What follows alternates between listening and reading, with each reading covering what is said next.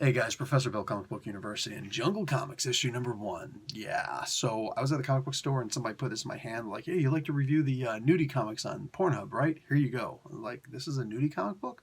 Yeah, Jungle Comics, it's a known nudie comic. I was like, it's got the word jungle in it, but it's not Jungle Adventures. That's an entirely different story. It's Jungle Comics. What's up with that?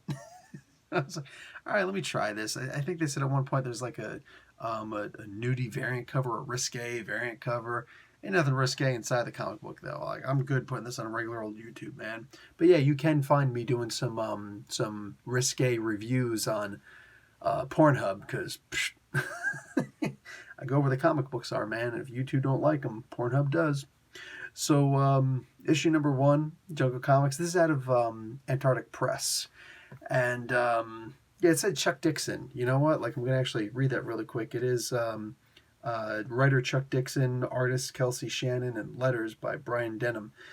So I saw that Chuck Dixon is on it. That's what really put me over. I was like, all right, you know what? Let me check this out because I like Chuck Dixon, creator of Bane, creator of a bunch of characters, but creator of Bane.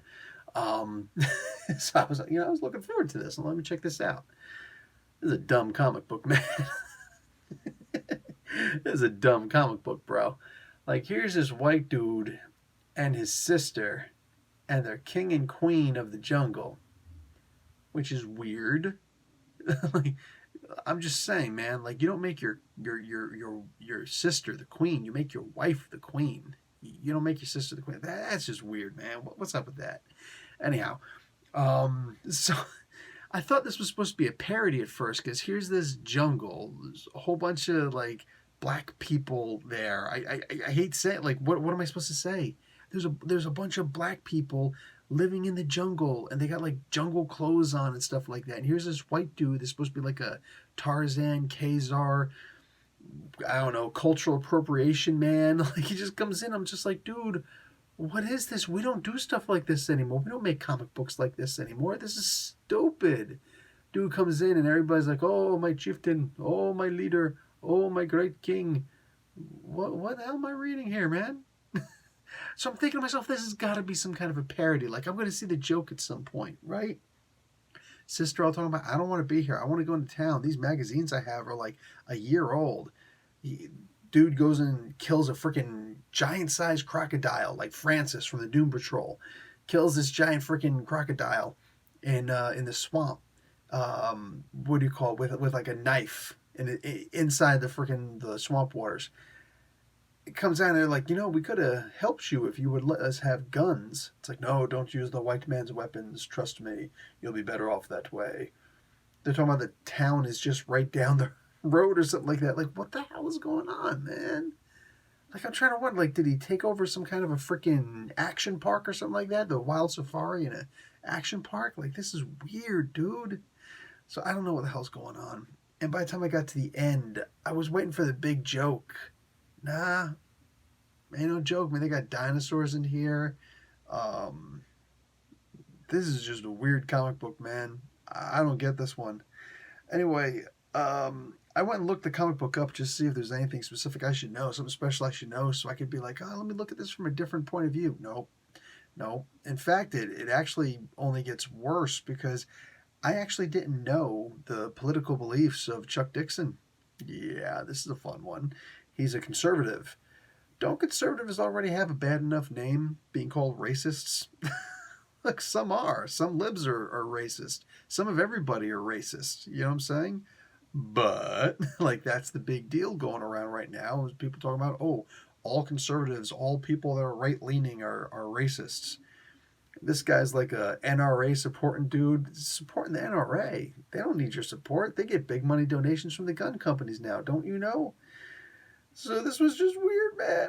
At the same time, then it also makes me like turn another way. Like, is it just because it's Chuck Dixon?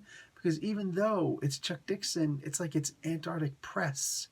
And they're taking this conservative dude in there to do this clear cultural appropriation thing. Meanwhile, they said, Richard Meyer, sorry, man, you out.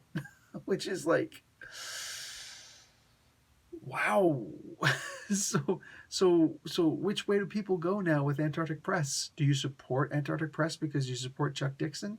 Or do you just turn around and say, F it? And I'm going to tell you exactly what this is.